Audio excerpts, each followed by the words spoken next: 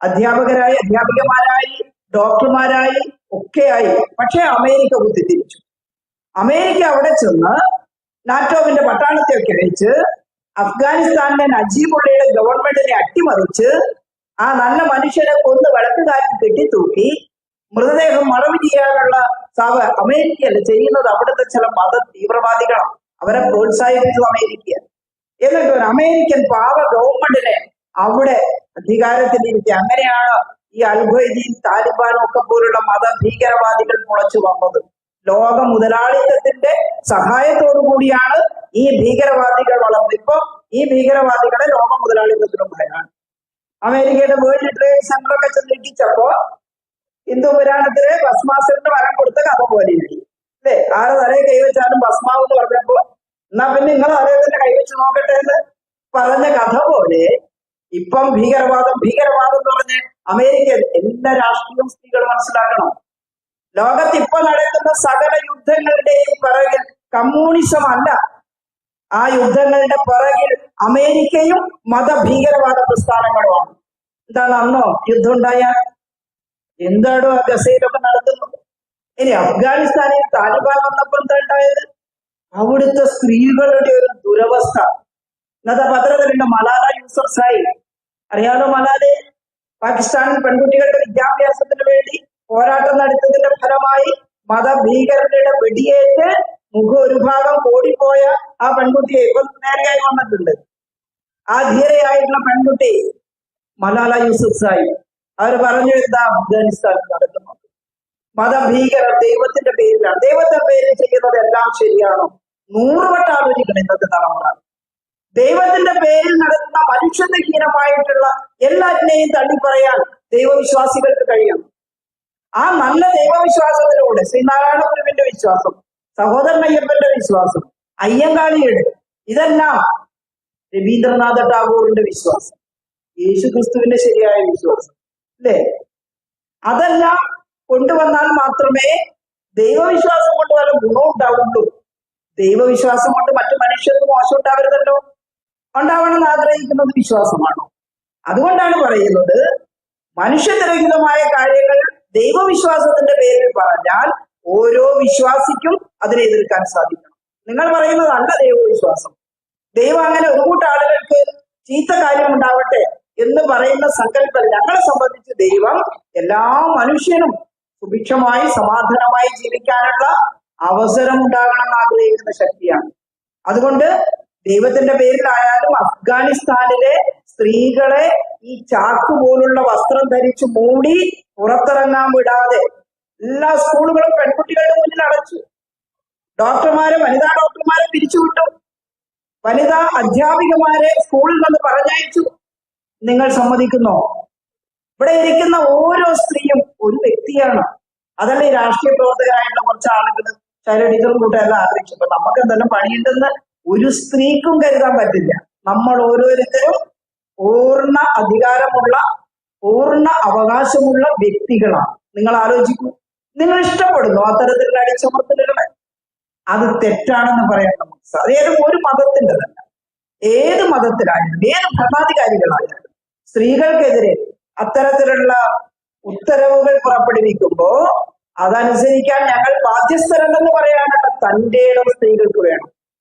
അങ്ങനെയാണ് ബ്രിട്ടീഷ് എഴുത്തുകാർ, അമേരിക്കൻ എഴുത്തുകാരൊക്കെ ആയിട്ടുള്ള വെർജീനിയ വൂൾഫൊക്കെ സ്ത്രീയുടെ ഇടം, എനിക്കൊരിടം, വീട്ടിനകത്ത് എല്ലാവർക്കും ഒരു ഇടമുണ്ട്.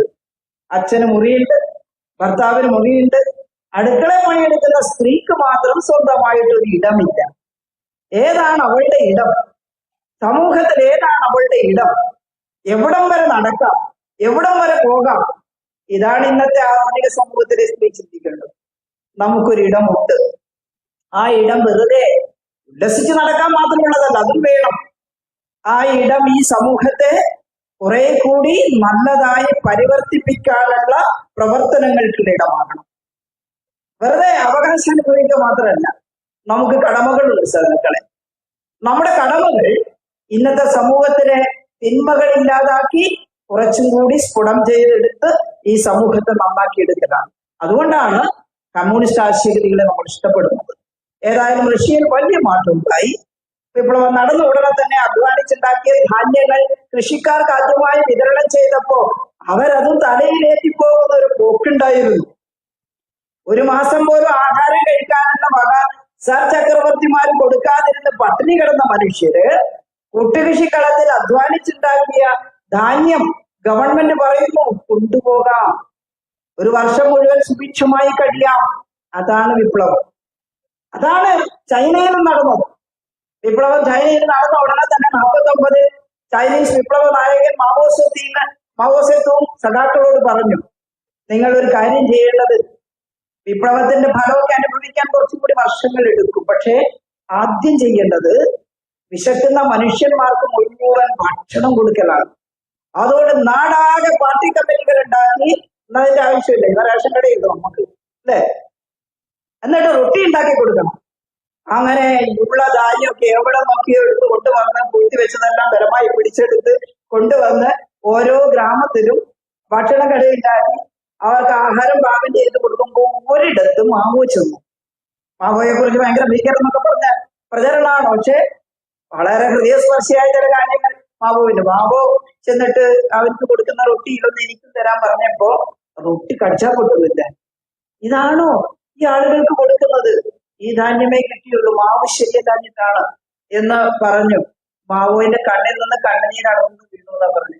ഞാൻ ഇവിടെ തന്നെ ഇരിക്കുകയാണ്, നല്ല മാവ് ശേഖരിച്ചു കൊണ്ടുവന്ന് കടിച്ചാൽ പൊട്ടുന്ന റൊട്ടി ഉണ്ടാക്കിയിട്ട് എല്ലാവർക്കും കൊടുത്തിട്ടേ ഞാൻ എഴുന്നേറ്റ് പോകുന്നുള്ളൂ എന്ന് ചൈനീസ് വിപ്ലവ നായകനായിട്ടുള്ള മാവോ സേതുങ് പറഞ്ഞു. പക്ഷെ വലതുപക്ഷ മാധ്യമങ്ങൾ കമ്മ്യൂണിസ്റ്റ് ആചാര്യന്മാരെ കുറിച്ച് അതിന്റെ നല്ല വശം ഒന്നും പ്രചരിപ്പിക്കില്ല. അപ്പൊ സഖാവ് പിണറായിക്കെതിരെ ആക്രോശിക്കുന്നത് പോലെ ലോകത്തിലെ സകല കമ്മ്യൂണിസ്റ്റുകാരും വളരെ മോശക്കാരായിരുന്നു എന്ന് പ്രചരിപ്പിക്കാൻ ശ്രമിക്കുമ്പോ നമ്മളായിട്ട് ചരിത്രത്തിന്റെ ഏടുകൾ മറിച്ചു നോക്കി അതിലെ നല്ല അംശങ്ങൾ പ്രചരിപ്പിച്ചുകൊണ്ട് ഇടതുപക്ഷ ആശയങ്ങളെ വളർത്തിയെടുക്കണം. ഞാൻ അവസാനമായിട്ട് പറയുന്നത്, കേരളത്തിൽ ഇടതുപക്ഷ ആശയം വേരൂന്നിയതുകൊണ്ടും കർഷക പ്രസ്ഥാനവും കമ്മ്യൂണിസ്റ്റ് പ്രസ്ഥാനവും ഒക്കെ തളർച്ചു വളർന്നതുകൊണ്ടും അതിന്റെ സൈഡ് ചേർന്നുകൊണ്ട് മഹിളാ പ്രസ്ഥാനങ്ങൾ ശക്തമായതുകൊണ്ടും അവകാശം പറയാൻ പഠിച്ചതുകൊണ്ടുമാണ് ഇന്ന് നമ്മള് പാർട്ടി ഏരിയ സെക്രട്ടറി ആവാനും MLA ആവാനും ഒക്കെ കഴിയുന്നവരായിട്ട് ഇവിടെ ഇരിക്കുന്നത്. അല്ലേ രാജൻ? ആ ഒരവസ്ഥയിൽ എല്ലാവർക്കും എത്തിച്ചേരാൻ കഴിയും. എന്നാൽ ആ പണ്ട് സമരം ചെയ്തവര് ഒരുപാട് ആളുകൾ മരിച്ചുപോയി. യശോദ ടീച്ചറെ കുറിച്ച് ഞാൻ അടുത്തിടെ വീണ്ടും വായിച്ചു. കണ്ണൂരെ യശോദ ടീച്ചർ പത്രപ്രവർത്തകയായിരുന്നു, സ്വന്തം ലേഖിക. അന്ന് പത്രപ്രവർത്തകയാകുന്നതിന് എളുപ്പമല്ലേ? നമ്മുടെ കൂടെ ഇഷ്ടം പോലെ പത്രപ്രവർത്തകർ പെൺകുട്ടികളൊക്കെ വന്നിട്ടുണ്ട് ഇവിടെ. 30കളിൽ കേരളത്തിൽ കമ്മ്യൂണിസ്റ്റ് ആശയഗതികൾ പ്രചരിപ്പിച്ച കൊന്നുകളെയും യശോദ ടീച്ചർ ധൈര്യമായി ഓരോ സ്ഥലത്തും ചെന്ന് അവിടെ നടക്കുന്ന ജീവിതത്തെ ഒപ്പിയെടുത്ത് അന്ന് കിട്ടാവുന്ന കണ്ടച്ചിൽ അച്ചടിച്ച് അതെല്ലാം വിതരണം ചെയ്യും. പട്ടിണിയെ കുറിച്ച് ഏതെങ്കിലും ഒരു സ്ത്രീയെ ജന്മയുടെ ഗുണ്ടകൾ വന്ന് പിടിച്ചുകൊണ്ടുപോയി മാനഭംഗം ചെയ്താൽ അതിന്റെ കഥകൾ അതെല്ലാം എഴുതി പ്രചരിപ്പിച്ച് അവരെ അടിച്ച് ബോധം കെടുത്തി. ഈ കാനയില് മലബാറിലെ ചില ഭാഷയൊക്കെ പറഞ്ഞാൽ നിങ്ങൾ എന്നെ ഞാൻ ആണിയിലെന്ന് പറയും, ആണിത്തോടെന്നൊക്കെ പറഞ്ഞാൽ കാനയാണ്. ഞാൻ പണ്ട് എവിടെയോ അങ്ങനെ തിരുവനന്തപുരത്ത് കൊണ്ട് പ്രസംഗിച്ച ആളുകൾ ഒന്നും മനസ്സിലായി ഇതിന് ആണി എന്ന് പറഞ്ഞ ഇരുമ്പാടിയാണ് തിരുവനന്തപുരത്തോളം ഏഴല്ലേ. കാനയിലിട്ടു, മരിച്ചുപോയെന്ന് കഴിഞ്ഞ് പോയി. കുറെ കഴിഞ്ഞിട്ട് മണിക്കൂറുകൾക്ക് ശേഷം അതുവഴി വന്ന ആളുകളാണ് മേലാസകലം പരുക്കുമായി ഈ കാനയിൽ വീണ് കിടക്കുന്ന യശോദ ടീച്ചറെ കാണുന്നത്. എടുത്തുകൊണ്ടുപോയി ആശുപത്രിയിലാക്കി, ജീവൻ രക്ഷപ്പെട്ടു. ഈ മർദ്ദനമെല്ലാം സഹിച്ചത് എന്തിനാ? ഇങ്ങനെ അനുഭവിക്കേണ്ടവരല്ല സ്ത്രീകൾ. കല്യാണം കഴിഞ്ഞ ആ ദിവസം ജന്മയുടെ ഇല്ലത്ത് പാപ്പടാനന്ദ ഗുരുദേവന്റെ പുസ്തകം ഇപ്പൊ വായിക്കുമ്പോഴാണ് അദ്ദേഹത്തിന്റെ അമ്മ ചീരു കുറച്ച് സംസ്കൃതമൊക്കെ പഠിച്ചു. എങ്ങനെയൊക്കെ പഠിക്കാൻ പാടില്ല താഴ്ന്ന ജാതിക്കാർക്ക്, പക്ഷെ ചീരു പഠിച്ചു. ചീരുവിന്റെ അച്ഛൻ അക്ഷരം അറിയുന്ന ആളായിരുന്നു. പാപ്പടാനന്ദന്റെ അച്ഛൻ ചീരുവിനെ കല്യാണം കഴിക്കുമ്പോ ജന്മയുടെ ഇന്നത്തെ നാൾ വന്നിട്ട് പറഞ്ഞു, കല്യാണത്തിന്റെ തലേന്നാൾ മാറുപൂജ നടത്താൻ വരണം. ഭൂമിയുടെ ഉടമ ജന്മിയാണ് മാറുപൂജ നടത്തുക. വിശ്വസിക്കാൻ പറ്റുമെങ്കിൽ വിശ്വാസത്തിന്റെ പേരിൽ ആളുകൾ മാറുപൂജയല്ലേ, വേറൊന്നുമല്ലല്ലോ. അതും ജന്മിയല്ലേ പൂജ നടത്തുന്നത്. എന്താണ് ഈ പൂജ? തൊട്ടൂടാ താഴ്ന്ന ജാതിക്കാരിയെ, പക്ഷെ മാറുപൂജ നടത്തുമ്പോൾ അയിത്തമില്ല. അച്ഛനും അമ്മയ്ക്കും മുറ്റത്ത് കയറാൻ പറ്റില്ല. മുറ്റത്തിന്റെ ഇപ്പുറം അച്ഛനും അമ്മയും കൊണ്ടുപോയി കല്യാണ പെണ്ണിനെ തമ്പുരാന്റെ ഇന്നത്തേക്ക് അയക്കണം. എന്നിട്ട് അവിടെ ചെന്ന് ഒരു മുറിയിൽ അടച്ചിട്ട് തമ്പുരാന്റെ ഭാര്യയോ സഹോദരിയോ ഒന്നും കൂടെ ഉണ്ടാവാൻ പാടില്ല, തമ്പുരാൻ മാത്രമേ ഉണ്ടാവാൻ പാടുള്ളൂ. മഞ്ഞളും ചന്ദനവും ഒക്കെ അരച്ചു കൊണ്ടുകൊടുക്കും ചിലര്. അത് ശരീരത്തിലാകെ തേച്ച് പിടിപ്പിച്ചിട്ട് മാറുപൂജ. എന്ത് ഭൂഷ്കാണ്! ദൈവം പറഞ്ഞിട്ടാണോ ഇങ്ങനെ? അങ്ങനെയാണെങ്കിൽ ഏത് ദൈവം പറഞ്ഞു? അതിനകത്ത് നടക്കുന്നത് അസൽ ബലാത്സംഗാണ്. കണ്ണീരൊഴുക്കിക്കൊണ്ട് ആ പെൺകുട്ടി പുറത്തു വരുമ്പോ വിരൽ ചൂണ്ടി ചോദിക്കാൻ സാധിക്കും, ഞങ്ങൾക്ക് ഈ മാറുപൂജയൊന്നും വേണ്ട, കല്യാണം കഴിഞ്ഞാൽ ഞങ്ങൾ ചെറുക്കന്റെ കൂടെ പോകും, താമസിക്കും എന്ന് പറയാൻ ആദ്യം കിട്ടിയത് എപ്പോഴാണ്? ഇടതുപക്ഷ ആശയ ശക്തമായി ഒരു മാറുപൂജയ്ക്ക് ഞങ്ങൾ വരാൻ പോകുന്നില്ല എന്ന് തന്റെ ഇടത്തോടെ പറയാൻ തുടങ്ങിയപ്പോഴാണ്. അല്ലേ? സ്ത്രീകളെ ഉഷാറായി. സ്ത്രീകൾ അവരെ അനുഭവിക്കുന്ന ദൈന്യതക്കെതിരെ മാത്രമല്ല, തോലും പറവും ഒക്കെ എടുക്കാൻ കാട്ടിൽ കയറിയാൽ ജന്മിമാരുടെ മുണ്ടകൾ വന്ന് അടിക്കുക. കാട് കെട്ടി കിടക്കുന്ന സ്ഥലത്ത് പശുവിന് ഇത്തിരി പുല്ലരിയാൻ പോയാൽ അപ്പൊ പെണ്ണുങ്ങളെല്ലാം പറഞ്ഞു, തോലും പറവും ഞങ്ങളെടുക്കും, കാലം വന്ന് തടുത്താലും. എന്നിട്ട് അരിവാള് പരിചയുടെ കയ്യിൽ കരുതിയിരിക്കുന്നത് പുല്ലരിയാൻ മാത്രമല്ല, പിന്നെയോ ഞങ്ങൾ ഉദ്രവിക്കാൻ വരുന്നവന്റെ തല ഞങ്ങൾ കൊയ്യുന്നു പറഞ്ഞു. അപ്പൊ പേടിച്ചു. അങ്ങനെ ആ പെണ്ണ് വരുമ്പോട്ട് ആ ബ്രഹ്മനും തടുത്തുകൂടെ അവർക്ക് പറയാൻ തുടങ്ങിയത് കേട്ടില്ലേ? ആ ധൈര്യം എവിടെ നിന്ന് കിട്ടി? ആ ധൈര്യം കൃഷ്ണപിള്ളയും EMS എല്ലാം കൂടി ഉണ്ടാക്കി തന്നതാണ് ഇടതുപക്ഷാശയങ്ങളുടെ പശ്ചാത്തലത്തിൽ. അപ്പോ ആ ധൈര്യം ഉപയോഗിച്ച് അന്നത്തെ ഈ വൃത്തികേടുകളെല്ലാം വലിച്ചെറിഞ്ഞ് ശ്രീനാരായണ ഗുരുദേവന്റെ ആശയങ്ങളൊക്കെ ഉൾക്കൊണ്ട് ഞങ്ങൾക്ക് ജാതിയും മതവും വ്യത്യാസമൊന്നും ഇല്ല, അല്ലേ? ദൈവത്തോട് ഞങ്ങൾക്ക് ഇഷ്ടമാണ്. ചിലർ അല്ലാഹുവിനെ പ്രാർത്ഥിക്കും, ചിലര് യേശുക്രിസ്തുവിനെ പ്രാർത്ഥിക്കും, ചിലര് കൃഷ്ണനെ പ്രാർത്ഥിക്കും, ശ്രീകൃഷ്ണനെ. അത് ഞങ്ങളുടെ ഇഷ്ടം. പക്ഷെ ഇതെല്ലാം കഴിഞ്ഞാൽ ഞങ്ങൾ ഒന്നാണ്. ഞങ്ങൾ ഒരുമിച്ചിരുന്ന് പെൺകുട്ടികളുടെ അവകാശത്തിന് വേണ്ടി സംസാരിക്കും, സ്ത്രീകളുടെ അവകാശത്തിന് വേണ്ടി സംസാരിക്കും. ഈ നാടിൽ ഭക്ഷണവും പാർപ്പിടവും വസ്ത്രവും ഒക്കെ ഉണ്ടാക്കുന്നതിന് വേണ്ടി ഞങ്ങൾ ഒരുമിച്ച് നിൽക്കും. ഇതാണ് socialism. Socialism is not an utopian ideology. പലരും പറയും പോലെ അതല്ല, നടക്കാത്തൊരു സങ്കല്പമല്ല socialism. It is an achievable necessity എന്നാണ് ചിന്തകർ പറയുന്നത്. വളരെ പ്രമുഖരായ ചിന്തകൾ പലരും ഇപ്പൊ വീണ്ടും പറഞ്ഞു തുടങ്ങി ഈ യുദ്ധങ്ങൾ ഉണ്ടാക്കുന്ന മുതലാളിത്തം, ഈ സകല രാസായനികങ്ങൾ ഉണ്ടാക്കാൻ വേണ്ടി പ്രേരിപ്പിക്കുന്ന. അപ്പൊ സോഷ്യലിസ്റ്റ് രാജ്യങ്ങൾക്കും അതിനെ ചെറുത്ത് നിൽക്കാൻ ആയുധം ഉണ്ടാക്കേണ്ടത്. പക്ഷെ യുദ്ധം ഉണ്ടാക്കുന്നത് മുതലാളിത്തമാണ്. അതുകൊണ്ട് അത്തരത്തിലുള്ള മുതലാളിത്ത ചൂഷണത്തെ ചെറുക്കാൻ ലോകത്തിൽ സോഷ്യലിസ്റ്റ് ആശയം വേണം, ഇവിടെ സോഷ്യലിസ്റ്റ് ആശയം വേണം. അന്ധവിശ്വാസങ്ങളിലും അനാചാരങ്ങളിലും അഭിരമിപ്പിച്ച് മനുഷ്യരെ മതത്തിന്റെ ചട്ടക്കൂട്ടിൽ തളച്ചിടാൻ ശ്രമിക്കുന്നു. മതമൊക്കെ ആയിക്കോട്ടെ, പക്ഷെ അത് അന്ധവിശ്വാസങ്ങളിൽ അഭിരമിപ്പിച്ചുകൊണ്ടാവരുത്. കാലികമായ പുരോഗതി ഓരോ മതവും സൃഷ്ടിച്ചെടുത്തില്ലെങ്കിൽ ആ മതം അന്യം നിന്ന് പോകും. അത് നിൽക്കില്ല. അത് കമ്മ്യൂണിസ്റ്റുകാരെ നിൽക്കൊന്നും വേണ്ട, അതൊന്നും നിൽക്കാൻ പോകുന്നില്ല, തകർന്നു പോകും. എത്ര കാലമായി ഈ പച്ചവോണം വിശ്വസിക്കുക മനുഷ്യര്? അതുകൊണ്ട് അതിനൊന്നും അഭിരമിക്കാതെ നല്ല സ്വതന്ത്ര ചിന്തകരായി സ്ത്രീകൾ മാറണം. എന്നിട്ട് എന്താണ് പുതിയ സമൂഹത്തിലെ സ്ത്രീ പ്രശ്നം? അതിലൊന്ന്, പഴയ ഫ്യൂഡൽ അന്ധകാരം ഇപ്പോഴും കുറച്ച് കെട്ടിക്കിടപ്പുണ്ട്.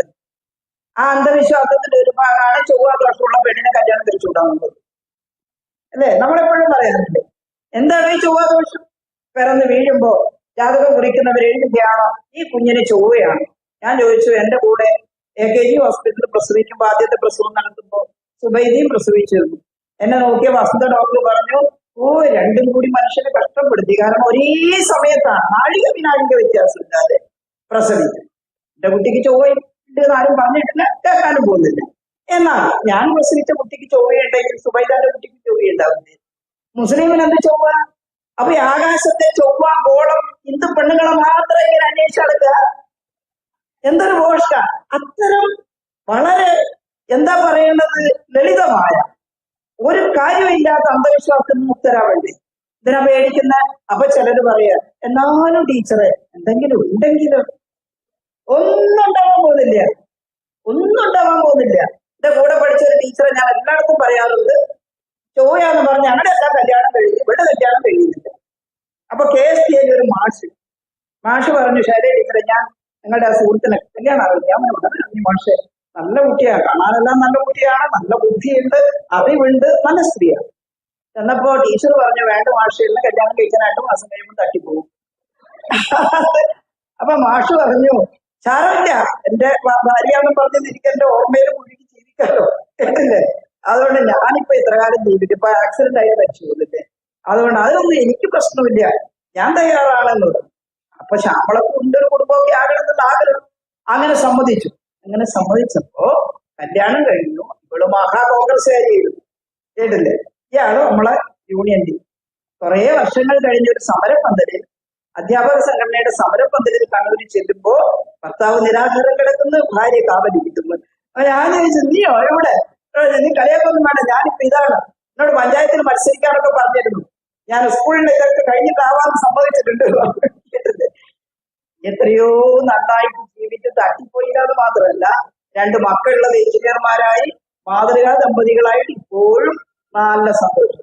എന്ത് ചോദിടൂ, എന്താ നമുക്ക് ധൈര്യമില്ലാത്തത്? ചോദ്യം പറയാൻ ദൈവവിശ്വാസമായിക്കോ. പക്ഷെ എന്തിനാണ് ഇത്ര ബാലിശമായിട്ടുള്ള വിശ്വാസത്തിൽ നമ്മെ കുടുക്കിയിടുന്നത്? 4 ഒത്തം ഉണ്ടെന്ന് വിചാരിക്കാത്ത ശാസ്ത്രബോധമുള്ള സ്ത്രീകൾ ഉണ്ടാകുമ്പോഴേ ഇന്നത്തെ സമൂഹത്തിൽ സ്ത്രീകൾ അനുഭവിക്കുന്ന പ്രശ്നങ്ങൾക്ക് പരിഹാരമാകും. നന്നായിട്ട് വായിച്ച് പഠിച്ച് നല്ല ബോൾഡായിട്ട് സ്ത്രീകൾ മുന്നോട്ട് വരണം. അതുപോലെ മുതലാളിത്തത്തിന്റെ വൃത്തികേട്. മുതലാളിത്ത സ്ത്രീകളെ ഒരു വസ്തുവായിട്ട് കാണുകയാണ്, ഉപയോഗിക്കുകയും വലിച്ചെറിയുകയും ചെയ്യുക. അതാണ് ഒരു കമ്മോഡിറ്റിയാണ്, ഒരു വസ്തുവാണ്, വിലക്ക് വാങ്ങാം, എന്നിട്ട് അവരുടെ ആവശ്യം തീർന്നാൽ വലിച്ചെറിയാം. ഇത് സമൂഹത്തിലാകെ പടർന്നിട്ടുണ്ട് കേട്ടോ. ഓരോ കുടുംബവും ശ്രദ്ധേയമാകണം. പറയാൻ നമ്മുടെ മക്കളെ പഠിപ്പിക്കണം. അരുതെന്ന് പറയാനുള്ള തന്റെ ഇടം നമ്മുടെ പെൺകുട്ടികൾക്ക് ഉണ്ടാക്കി കൊടുക്കാൻ സാധിക്കണം. ഇപ്പൊ വാളയാർ കേസിൽ എനിക്ക് വന്നല്ലോ, കോടതി പറഞ്ഞ അമ്മയ്ക്കും പങ്കുണ്ട്. ഞാൻ മന്ത്രിയായ സമയത്തായിരുന്നു. ചിലര് ഫെമിനിസ്റ്റ് സംഘടനകൾ എന്ന് പറയുന്ന ചിലര് എല്ലാവരും ഫെമിനിസ്റ്റ് ഒക്കെയാണ്, പക്ഷേ വസ്തുതാപരമായ കാര്യങ്ങൾ പറയാതെ പൊടിപ്പും തൊങ്ങലും വെച്ച് ഇടതുപക്ഷത്തെ എതിർക്കാൻ മാത്രം പറയുന്ന ചില ആളുകളുണ്ട് ആ കൂട്ടത്തിൽ. വന്നിട്ട് പറഞ്ഞു, ഇത് പോലീസ് അന്വേഷണം തൃപ്തികരണം, അങ്ങനെ ഇങ്ങനെയാണ്. ഞാൻ പറഞ്ഞല്ലോ, പോലീസ് അന്വേഷണമൊക്കെ നടക്കട്ടെ, പക്ഷെ ഇത്തരം കുട്ടികളുടെ ദുരവസ്ഥ ഉണ്ടാകുന്നതിൽ ചിലപ്പോ കുടുംബത്തിനും പങ്കുണ്ടാവുകയാണ്. അത്രേ പറയാൻ പറ്റും. അതിലധികം പറഞ്ഞാൽ ടീച്ചർ അമ്മയെ കുറ്റപ്പെടുത്തിയെന്നും പറഞ്ഞിട്ട് ഭയങ്കര കച്ചറ നമ്മളെ സിയാമീറാണ്ട് നാളത്തെ എടുത്ത് നടക്കുകയാണല്ലോ. എന്തുകൊണ്ടാണ് അങ്ങനെ പറയാൻ തോന്നിയത്? ഒരു കുട്ടിക്ക് ബുദ്ധിമുട്ടുണ്ടായി, വീട്ടിലുള്ളത് 2ാം അച്ഛനാണ്. ആ കുട്ടി എങ്ങനെ മരിച്ചു എന്നറിയില്ല, കെട്ടിത്തൂക്കി കൊന്നതാണെന്നൊക്കെ പറയുന്നുണ്ട്. അന്വേഷണം നടക്കുന്നു. 2ാമത്തെ കുട്ടിയും അതേപോലെ മരിക്കുമ്പോൾ അവിടെ അന്വേഷിക്കാൻ ചെന്നപ്പോൾ ഇവരുടെ കുടുംബക്കാർ തന്നെ പറയണത്, ഒരു മുറിക്കകത്താണ് വിരുന്ന് വരുന്ന ചെറുപ്പക്കാരും ഈ കുട്ടികളും ഈ 2ാം അച്ഛനും എല്ലാവരും കൂടി കിടക്കും. നല്ല മനസ്സാണെങ്കിൽ ഒരു കുഴപ്പമില്ല, പക്ഷെ കുട്ടികൾക്ക് രോഗം ഉണ്ടാകുന്നു എന്നുള്ളത് ഒരു വസ്തുതയായിരുന്നല്ലോ. അപ്പൊ അമ്മമാരും അച്ഛന്മാരും ശ്രദ്ധിക്കും. എൻ്റെ അടുത്ത് ചില കേസുകൾ വരാറുണ്ടായിരുന്നു, മഹിളാ സെക്രട്ടറി ഒക്കെ ആയിരുന്നു, ഇപ്പോഴും വരാറുണ്ട്. ഒരു കുട്ടി വന്നിട്ട്, ഒരു നല്ല മോളാണ് തിരുവനന്തപുരത്ത്, അവളുടെ അമ്മാവനൊരു വക്കീലാണ്, എനിക്കറിയാം. അവൾക്കെന്തോ വിഷമം ഉണ്ടെന്ന് പറഞ്ഞ് അവൾ എൻ്റെ അടുത്ത് വന്നിട്ട്, അപ്പോ മേലാതെ അച്ഛൻ അടിച്ചതിന്റെ പാടുകളാണ്. നല്ല കുട്ടിയാണ്, നല്ല കളറൊക്കെ ഉള്ള ഒരു കുട്ടി, അതുകൊണ്ട് പാട് കാണുന്നുണ്ട്. ഞാൻ ചോദിച്ചു, എന്താ മോളെ? അപ്പൊ പറഞ്ഞു, എന്നെ ഇങ്ങനെ അടിച്ചു, ഇളയച്ചൻ വീട്ടിലുണ്ട്, എനിക്കിഷ്ടമല്ല അയാളുടെ പെരുമാറ്റം.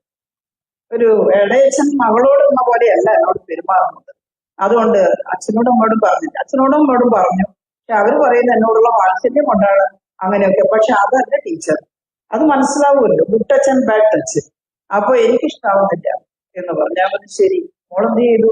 ഞാനിപ്പോ വേറെ ഇവിടെ ഒരു ഹോട്ടലിൽ ഒരു റിസപ്ഷനിസ്റ്റ് ആയിട്ട് ജോലി തരപ്പെടുത്തിയിട്ട് ഞാനൊരു ഹോസ്റ്റലിൽ താമസിക്കുകയാണെന്ന്. അപ്പൊ അത് കഴിഞ്ഞ് എന്റെ പിറ്റേന്ന് അച്ഛനും അമ്മയെല്ലാം കൂടി വന്നിട്ട് പറഞ്ഞു, ഞങ്ങളെ മോളെ തിരിച്ചു വേണം, അവളിങ്ങനെ ആൺകുട്ടികളുടെ കൂടെയൊക്കെ സഞ്ചരിക്കുന്നു, അവള് മഹാപിഴയാണ് എന്നൊക്കെ പറഞ്ഞപ്പോ ഈ കുട്ടി ഒറ്റ നോട്ടത്തിൽ തന്നെ എനിക്ക് അവളോടൊരു ബഹുമാനാണ് തോന്നിയത്. അങ്ങനെ ഒരു കലവരാ കുട്ടിയല്ല, നല്ല ധാരണയുള്ള ഒരു കുട്ടി. അപ്പൊ ഞാൻ പറഞ്ഞു, ഞങ്ങളുടെ മോളി നില വന്നിരുന്നു, എന്റെ ശരീരം മുഴുവൻ തല്ലിയ പാടാണ്, എന്തിനാണ് ഇങ്ങനെ തല്ലിയത്? അവൾ വളരെ മോശമാണ്, വീട്ടിൽ ഈ ഇളയച്ചൻ അവൾക്കെതിരായിട്ടാണെന്നാ പറയുന്നത്, അവൻ എന്റെ മകനെ പോലെയാണ്, ഞാനുമായിട്ട് നല്ല ഏജ് ഡിഫറൻസ്. ഈ അച്ഛൻ പൊട്ടളക്കാരനാണ്, എക്സ് മിലിറ്ററിയാണ്. ഞാൻ പറഞ്ഞല്ല, അവൾക്ക് ഇഷ്ടമല്ലെങ്കിൽ പിന്നെ അവരുടെ അടുത്ത് അധികം പോകേണ്ട കാര്യമില്ല, നിങ്ങളെന്നെ ശ്രദ്ധിക്കേണ്ടത്. അവസാനം ഞാൻ എല്ലാ കഥയും പകർത്തി പറയുന്നില്ല, നിരവധി മധ്യസ്ഥങ്ങൾ കഴിഞ്ഞു. ഞാൻ പറഞ്ഞു, ഇല്ല തൽക്കാലം ഞാൻ പറഞ്ഞു, മോളെ ഒരു കാര്യം ചെയ്യാം, ഞാൻ നമ്മുടെ സുകന്യയുടെ അമ്മ രാധാമണി ചേച്ചി നടത്തുന്ന ഹോസ്റ്റലുണ്ട്, ലേഡീസ് ഹോസ്റ്റൽ, അവിടെ റൂമൊക്കെ ആക്കി കൊടുത്ത് അവിടെ താമസിച്ചു, മോള് പണിക്ക് പോയിക്കോ, ശമ്പളം വാങ്ങിക്കോ, പക്ഷെ നീ സ്വയം സംരക്ഷിക്കാൻ പഠിക്കണം. കേട്ടില്ല, ഇങ്ങനെ ഒരു പെൺകുട്ടി വന്നിട്ടുണ്ട് എന്ന് കാണുമ്പോൾ ചൂഷണം ചെയ്യാൻ വേണ്ടി ആളുകൾ ഇറങ്ങി, അതൊക്കെ എനിക്കറിയാം, ഞാനെങ്ങനെ, എനിക്ക് ബോയ് ഫ്രണ്ട്സ് ഒക്കെ ഉണ്ട്, പക്ഷെ ഞാൻ അങ്ങനെ അവരുടെ ഒന്നും കൂടെ രാത്രി കാലങ്ങളിലും അങ്ങനെ പോകാറുണ്ട്. പകലൊക്കെ നിങ്ങൾ ചിലപ്പോൾ കാത്തിരിക്കാൻ, ഞാൻ അതൊക്കെ ആവാം. നല്ല മോളാണ്, ഒരു ജോലി ചെയ്തു, അവസാനം കുറെ മധ്യസ്ഥമൊക്കെ പറഞ്ഞ അവസാനം ഇളയച്ഛനെ അവിടുന്ന് മാറ്റിയിട്ട് മകള് വന്നോട്ടെ എന്നുള്ളടുത്തേക്ക്. അവൾക്ക് ഇഷ്ടമല്ലാത്തൊരു കല്യാണം കഴിച്ചു കൊടുക്കാൻ ഈ ഇളയച്ഛന്റെ ഒരു സുഹൃത്തിന് കൊടുക്കാൻ വേണ്ടി തീരുമാനിച്ചായിരുന്നു. അവളൊന്നും എനിക്ക് വേണ്ട. അച്ഛനും അമ്മയും പറയുന്ന ആളെ കല്യാണം കഴിക്കാം, പക്ഷെ ഇയാളെ കല്യാണം കഴിക്കാൻ പറ്റില്ല. പോയാൽ ഇവർ രണ്ടുപേരും കൂടി അങ്ങ് ദ്രോഹിക്കും. അവസാനം നന്നായി. പിന്നെ കുറെ വർഷം കണ്ടില്ല. അവസാനം ഞാനൊരു എയർപോർട്ടിന്റെ പേര് പറയുന്നില്ല, കേരളത്തിലെ ഒരു എയർപോർട്ടാണ്. ഒരു ദിവസം ചെന്നപ്പോൾ ചെറുപ്പക്കാരൻ വന്നിട്ട് ഒരു ഫോട്ടോ കാണിച്ചിട്ട് എന്നോട് പറഞ്ഞു, അവിടുത്തെ ജീവനക്കാരനാണ്. ടീച്ചറിനെ ഇയാളെ അറിയുന്നു. ഞാൻ പറഞ്ഞ ഇതിന്റെ ആളല്ലേ, എനിക്കറിയാം. നിങ്ങൾക്ക് ഇങ്ങനെ ഈ ഫോട്ടോ കിട്ടി? എന്റെ ഭാര്യയാണ്, അവളും എയർപോർട്ടിൽ ജോലി ചെയ്യുകയാണ്. ഞാൻ പറഞ്ഞ സമാധാനം. അവളുടെ മനസ്സിലടങ്ങിയ ഒരു ചെറുപ്പക്കാരനെ അവൾ കല്യാണം കഴിച്ചു. ആ കുട്ടി പ്രതികരിക്കാൻ തയ്യാറായിരുന്നില്ലെങ്കിൽ എന്താകും? ഒരു ദിവസം ആത്മഹത്യ ചെയ്തെന്ന് കേൾക്കാം, അല്ലെങ്കിൽ അടികൊണ്ട് മരിച്ചു എന്ന് കേൾക്കാം. അതുകൊണ്ട് നമുക്ക് സമൂഹത്തിനൊരു ഉത്തരവാദിത്വമുണ്ട്. കുട്ടികളെ പ്രതികരിക്കാൻ പഠിപ്പിക്കണം. തെറ്റെന്ന് പറയാൻ അച്ഛനും അമ്മയ്ക്കും സാധിക്കണം. ഈ പറഞ്ഞ പെൺകുട്ടിയുടെ അമ്മയ്ക്ക് ഒരു വോയിസും ഉണ്ടായിരുന്നില്ല എക്സ് മിലിറ്ററിക്കാരൻ്റെ അടുത്ത്. ആദ്യം പെൺകുട്ടിയെ കുറ്റം പറഞ്ഞു, പിന്നെ ഞാൻ അവരെ സ്വന്തമായിട്ട് എന്റെ കൂടെ ഇരുത്തിയിട്ട് സംസാരിച്ചപ്പോ ഒറ്റ കരച്ചിലാണ്. എത്രയോ വർഷകാലത്തെ കണ്ണീരെല്ലാം കൂടി ആ സ്ത്രീ എന്റെ മുന്നിൽ ചൊരിഞ്ഞു തീർത്തു. ഞാൻ പറഞ്ഞു അതൊന്നും കേൾക്കില്ല പോലും, എന്നെ അടിക്കും ഞാൻ പറഞ്ഞാലും എന്ന് പറഞ്ഞിട്ട്. എന്തേ ദുർബലരായി പോകുന്നു? വെറുതെ അടിവാങ്ങി കെട്ടാനല്ല, ഗാർഹിക പീഡനം. എന്തുകൊണ്ടാ? പുരുഷന്മാരെല്ലാരും കുറ്റക്കാരൊന്നുമല്ല, കേട്ടില്ലേ? നല്ല മനോഹരമായിട്ട് ജീവിതം നയിക്കുന്ന സ്ത്രീ പുരുഷന്മാരുണ്ട്. ഈ അറിവില്ലായ്മ കൊണ്ടോ അല്ലെങ്കിൽ മറ്റേതെങ്കിലും തരത്തിലുള്ള തെറ്റിദ്ധാരണ കൊണ്ടോ മോശമായി പെരുമാറുന്ന സ്ത്രീകളുണ്ട്, അല്ലെ? കുടുംബം എന്നൊക്കെ പറയുമ്പോൾ എന്തെല്ലാം പ്രശ്നങ്ങൾ ഉണ്ടാകും. അതെല്ലാം ഒരുമിച്ചിരുന്ന് പറഞ്ഞ് പരിഹരിച്ച് കുടുംബ ബജറ്റുകൾ പോലും അച്ഛനും അമ്മയും കുട്ടികളും ഇരുന്ന് ചർച്ച ചെയ്ത് എന്താണ് നമ്മുടെ ജീവിതം, എന്തിനെതിരെയാണ് നാം പ്രതികരിക്കേണ്ടത്, നമുക്ക് എങ്ങോട്ടാണ് പോകേണ്ടത് എന്ന് ശാസ്ത്രീയമായി ചിന്തിക്കുന്ന ഒരു കുടുംബം. ധാരാളം വർത്തമാനം പറയണം. നവമാധ്യമമൊക്കെ വന്നപ്പോ ഈ വർത്തമാനം കുറവ്. അച്ഛൻ അവിടെ ഇരുന്ന് കുത്തുന്ന ഫോണിൽ, അമ്മ ഇവിടെ ഇരുന്ന് കുത്തുന്ന ഫോണിൽ, കുട്ടി നടുവിലിരുന്ന് കുത്തുന്ന ഫോണിൽ. ഈ ഫോണിൽ കുട്ടി എന്താ കുത്തിപ്പറിച്ച് എടുക്കുന്നത് ആരെങ്കിലും നോക്കാറുണ്ടോ? എത്ര വേഗമാണ് ഈ നവമാധ്യമങ്ങൾ, അതിന് നല്ലതുകൊണ്ട് ചീത്തയുണ്ട്. എന്തെല്ലാം മോശം കാര്യങ്ങളാണ് കുട്ടികളെ ചീത്തയാക്കാൻ വരുന്നത്. ഒരുവൻ അയച്ചിരിക്കുന്നു, നിന്റെ നഗ്ന ഫോട്ടോ എന്റെ അടുത്തുണ്ട്, അതുകൊണ്ട് ഞാൻ വിളിച്ചാൽ വരണം. അച്ഛനോട് പറയുന്നില്ല, അമ്മയോട് പറയുന്നില്ല, പോവാണ്. അച്ഛനോടും അമ്മയോടും പറയണ്ടേ? അച്ഛനും അമ്മയും കേട്ടോടെ അയ്യോ അങ്ങനെ എടുത്തോ, എന്നാ പിന്നെ നമുക്ക് എല്ലാവർക്കും കൂടി ദേശം വിഷവും വാങ്ങി കുടിച്ച് ഇവിടെ മരിക്കാന്ന് പറയുന്ന ദുർബലരാണെങ്കിൽ മനുഷ്യർ ആത്മഹത്യ ചെയ്യുകയല്ലേ നിവൃത്തിയുള്ളൂ. എടോ, ഇത് മുതലാളിത്തത്തിന്റെ കാലാണ്. ഉമ്മാതിരി അപ്പൊ പറയാ വരട്ടെ, അങ്ങനെ ഒരുത്തൻ കൊടുക്കുന്നുണ്ടെങ്കിൽ നമുക്ക് കേസ് കൊടുക്കും. ഇവിടെ നിയമമുണ്ട്. അങ്ങനെ ഒരു ചിത്രം പ്രസിദ്ധീകരിച്ചു എന്നുള്ളത് കൊണ്ട് നമ്മളെല്ലാം കെട്ടിത്തൂങ്ങി ചാവേണ്ടതില്ല. അത് പ്രസിദ്ധീകരിച്ചവനെ പിടിച്ച് ജയിലിലിടാനുള്ള മാർഗത്തിലേക്ക് പോകുവാണെന്ന് പറയാൻ ആർജവമുള്ള അച്ഛനും അമ്മയാവണ്ടേ? ഈ കാലത്തിൽ വന്നു ചേരുന്ന സ്ത്രീവിരുദ്ധാശയങ്ങളെ സ്ത്രീവിരുദ്ധമാണെന്ന് കണ്ടെത്തി തള്ളിക്കളയാൻ കഴിയുന്ന സ്ത്രീകൾക്ക് മാത്രമേ മാറ്റം ഉണ്ടാക്കാൻ സാധിക്കൂ. അത് ഏതെങ്കിലും ഒന്നോ രണ്ടോ സ്ത്രീകൾ പോരാ. നമ്മുടെ ഇന്നത്തെ സമൂഹത്തിൽ നിങ്ങൾ ഓരോരുത്തരും കാര്യങ്ങൾ പഠിച്ച് പറയാൻ കഴിയുന്നവരും ഇടപെടാൻ കഴിയുന്നവരും മറ്റുള്ളവരുടെ പ്രയാസത്തിൽ സഹകരിച്ച് അത് പരിഹരിക്കാൻ മനസ്സുള്ളവരുമായിട്ട് മാറി ആർജവമുള്ള സ്ത്രീകളായി മാറും. കഴിഞ്ഞ നമ്മുടെ മന്ത്രിയായിരുന്നപ്പോൾ എന്റെ വകുപ്പിൽ നിന്ന് ഞാനൊരു പ്രചരണ പരിപാടി തുടങ്ങിയിരുന്നു. Be brave and go ahead. കരുതി കൂട്ടിയ സധൈര്യം മുന്നോട്ട്. എന്നിട്ട് നമ്മൾ രാത്രി യാത്ര സംഘടിപ്പിച്ചു. അപ്പൊ MLA